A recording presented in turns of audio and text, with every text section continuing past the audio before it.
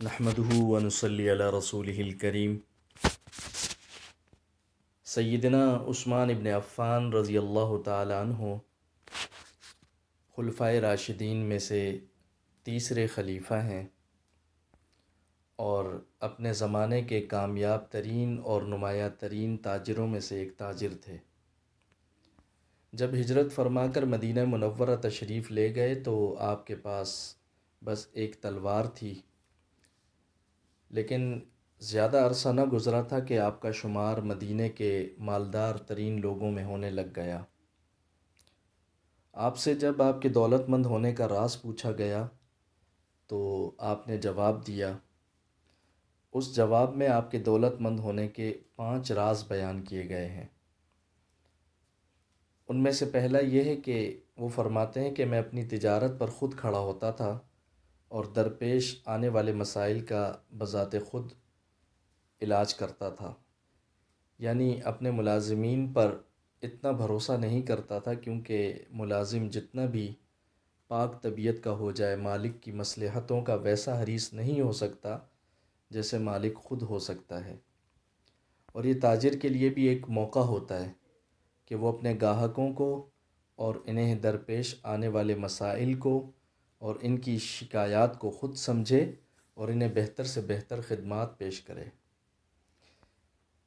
Number 2 فرماتے ہیں کہ میں لگن کے ساتھ کام کرتا تھا، یعنی سرمایہ کاری کو رکنے نہیں دیتا تھا تاکہ تجارت پھلتی پھولتی رہے۔ اور تیسرے نمبر پہ فرماتے ہیں کہ چھوٹے سے چھوٹے منافع کو بھی حقارت سے نہیں دیکھتا تھا، اور اس کا مقصد اور ہدف گاہک کو راغب کرنا ہوتا تھا تاکہ کام چلتا رہے، اور گاہک کا دل جیتنا ہی کاروبار کی بنیاد اور اساس ہوتی ہے۔ اور نمبر 4 پہ فرماتے ہیں کہ میں پرانی چیزیں نہیں خریدتا تھا۔ یہ ایسا کاروباری راز ہے جسے ہر تاجر کو سمجھنا چاہیے۔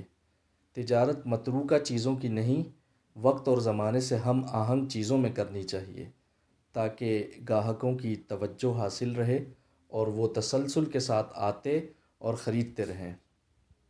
نمبر 5 پہ فرماتے ہیں اور میں اپنی سرمایہ کاری کئی چیزوں میں کرتا تھا، کسی ایک چیز میں نہیں بلکہ مختلف چیزوں میں اپنی سرمایہ کاری کرتا تھا۔